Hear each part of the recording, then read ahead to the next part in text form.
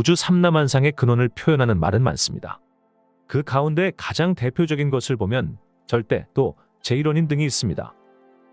그런데 절대와 도는 삼라만상의 최초 인자라는 뜻 외에도 분별을 초월한다든지 진리를 터득한다든지 하는 여러 가지 다중적 의미를 지니고 있습니다.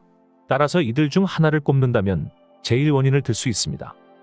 그리고 이것을 도학적으로 다듬어 표현하면 테일이 됩니다. 이제 세월을 무한대로 거슬러 올라가 최초의 상태, 즉 자존하며 만물의 바탕이 되는 테일로 복귀해 봅시다. 이곳에서 어느 순간 분별이 피어오르고 그와 동시에 시공이 창출될 것입니다. 연이어 정보로 가득한 삼라만상이 들어서고 정보의 차등에 따라 차원이 쭉쭉 갈라져 나갈 것입니다. 그리고 마지막으로 분화되어 나온 3차원이라는 공간에 물질이라는 폐쇄 정보가 엉겨 붙으면서 천지가 생겨나고 생명이 화생되어 오늘에 이르게 됩니다. 너무 쉽게 천지창조를 표현했나요? 그렇다면 이번에는 타임머신을 타고 테일로 돌아가 창조의 여행을 떠나봅시다. 물론 우리의 이성을 동력으로 삼아 상상 속에서만 움직이는 타임머신을 타고 말입니다. 이 정도 타임머신이라면 우리 현생 인류의 수준으로도 어렵지 않게 만들 수 있을 것입니다.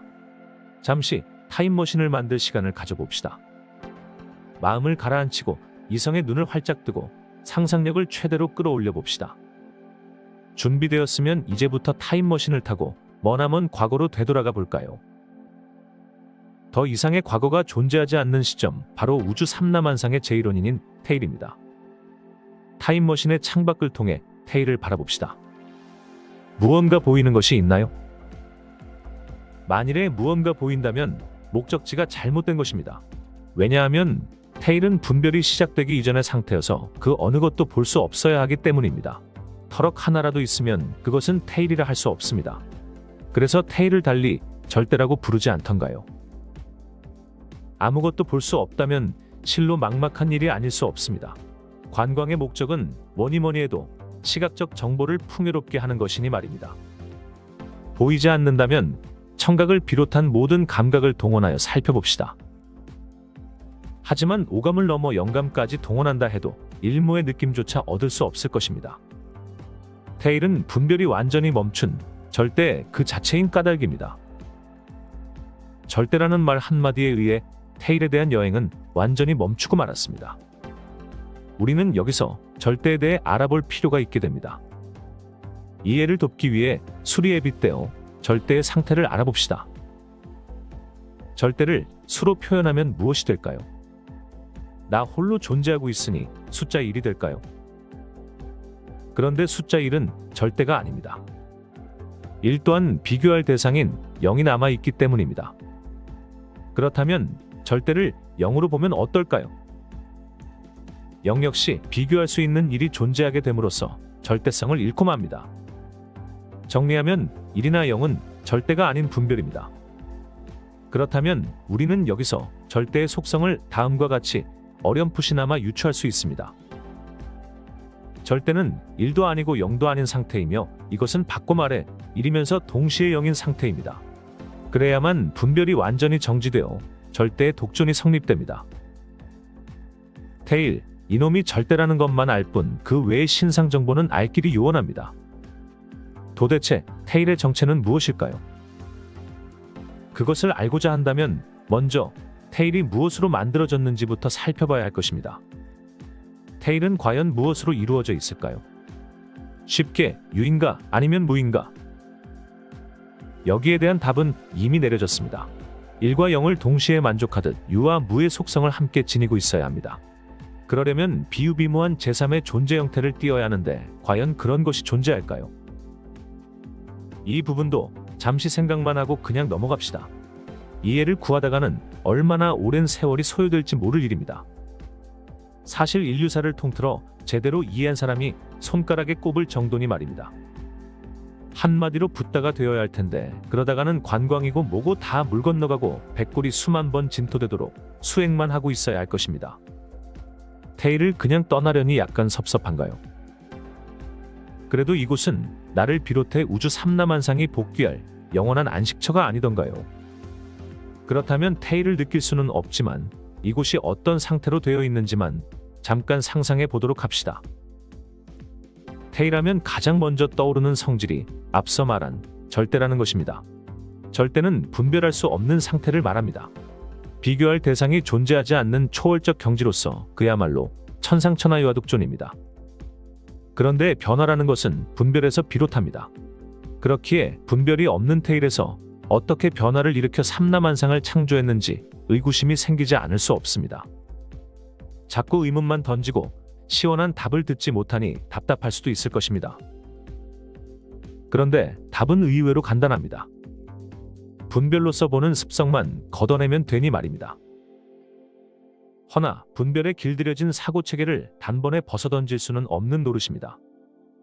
지금처럼 시간여행을 하다 보면 점차 분별의 늪에서 빠져나오게 되지 않을까 기대해 볼 뿐입니다. 아무튼 절대인 테일만 존재하다가 어느 순간 분별을 일으키게 된 것만은 사실입니다.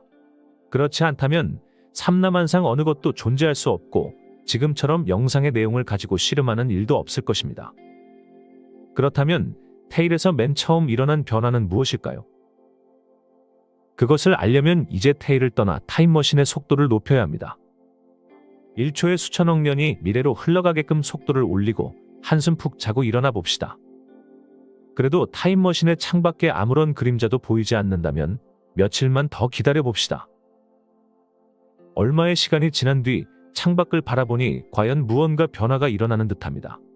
암흑의 층이 갈리며 구분이 생긴 것인데 순도 100%의 암흑 속에 순도 99.999%의 암흑이 겹쳐지며 파동을 이루고 있습니다. 이건 도대체 아무리 봐도 빛이라 할 수 없습니다. 하지만 암흑의 구분이 생긴 것을 보면 빛이 아니라고 부정할 수도 없습니다. 이렇게 뭐가 뭔지 알 수 없는 암흑의 물결이 꿈틀대는 상태, 이런 시기를 일러 무극이라 합니다. 무극, 요상한 시기임이 분명합니다. 이놈의 정체를 좀 더 확인하기 위해 타임머신의 시간을 1초에 100만 년으로 대폭 낮춰서 관찰해 봅시다. 그런데 하루 이틀, 사흘이 흘러도 아무런 변화가 없습니다.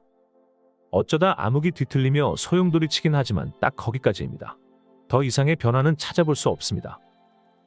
그렇다면 타임머신의 시간을 1초에 1000억 년까지 올려봅시다. 그리고 며칠 기내에서 쉬다가 다시 창밖을 봅시다. 이제 무언가 변화가 보이나요? 그런데 어찌된 일인지 아직도 암흑 상태에 머물러 있습니다. 사방을 아무리 둘러봐도 일모의 변화조차 없습니다. 변화가 정말로 없는 것인가요? 혹시 변화를 못 찾고 있는 것은 아닐까요? 우주 모형을 너무 크게 확대하다 보면 변화를 포착하지 못할 수도 있습니다. 따라서 이번에는 시간의 속도를 올리는 대신 타임머신의 크기를 줄여봅시다. 무한대에 가깝게 축소해보는 것입니다. 대략 1초의 수천조분의 1로 줄어들게끔 하고 몇 시간 뒤에 창밖을 바라봅시다. 이제 무언가 보이나요? 극미하게 줄어들어서 보니 세상이 달라 보입니다. 암흑 사이로 소용돌이치는 희미한 빛들이 보이기 시작한 것입니다. 빛, 이건 분명 변화의 조짐이 아닌가요? 빛을 추적하다 보면 뭔가 새로운 세상을 발견하게 될 것입니다. 빛의 창조, 최초의 분별이 시작되는 경이로운 순간이 아닐 수 없습니다. 오랜 세월의 기다림 끝에 마침내 무극에서 벗어나 새로운 시간대로 넘어온 것입니다. 무한의 시간 동안 잠자고 있던 테일의 극히 일부에서 절대성을 잃어 무극이 되었고, 이런 무극의 한 영역에서 분별이 시작되었습니다. 무극의 최초의 분별이 찍히는 시점, 이때를 일러 창조점이라 합니다. 창조점, 경이로운 시점이긴 한데 이 또한 의문투성입니다. 절대란 비교할 대상이 없기 때문에 영원토록 변화가 일어날 수 없는데 어떻게 창조점이 찍히게 된 것일까요? 이것도 그냥 넘어갑시다. 그냥 궁금증만 한 번쯤 가져봅시다. 앞으로 올려질 영상들을 보다 보면 부지불식중 저절로 풀리게 될 것입니다. 자, 다시 창밖을 봅시다. 시간과 공간이 존재하지 않는 무극의 한 영역에서 무언가 빛을 뿜으며 아지랑이처럼 피어오릅니다. 조금 피어오르다가는 이내 꺼지고 잠잠하다가는 다시 피어오르기를 반복하고 있습니다. 도대체 저놈의 정체는 무엇일까요? 질량을 지니고 있는 물질일까요? 아니면 질량을 만들어낼 수 있는 에너지의 일종일까요? 이것은 구체적으로 어떤 형태와 질량을 지닌 것이 아닙니다. 이것은 일종의 힘입니다. 정확히는 정보라고 표현하는 것이 맞습니다. 이 힘을 일종의 에너지로 이해할 수도 있지만 사실상 에너지와는 근본적으로 다릅니다. 에너지는 일정한 조건을 갖추어 물질로 변환할 수 있지만 힘은 그저 비유비무한 정보 상태로 머무르며 만물의 설계도가 됩니다. 힘은 크게 두 가지 방향으로 갈라지는데 첫째는 무언가를 그려내려는 힘이고 둘째는 그려진 것을 지우려는 힘입니다. 전자를 유력, 후자를 무력이라 합니다. 이제 테일은 창조점을 통해 유력과 무력이라는 두 가지 힘을 뿜어내고 있습니다. 이 힘의 충돌에서 빛이 창출되었고 빛이 퍼지는 반경까지 공간이 확장되었습니다. 그리고 빛의 변화에 의해 시간도 생겨났습니다. 이제 시공이라는 캔버스 안에서 유력과 무력이 온갖 빛을 뿌려대며 그림을 그리고 지우기를 반복하고 있습니다. 경이로운 순간입니다. 창밖을 통해 창조가 일어나는 모습을 보니 볼만한가요? 그런데 사실 무엇을 그리는지 도무지 알 수가 없습니다. 기운이 일어났다 꺼지고 다른 기운과 뒤섞이며 괴상한 문양만을 마구 그려대고 있으니 말입니다. 한마디로 추상화입니다.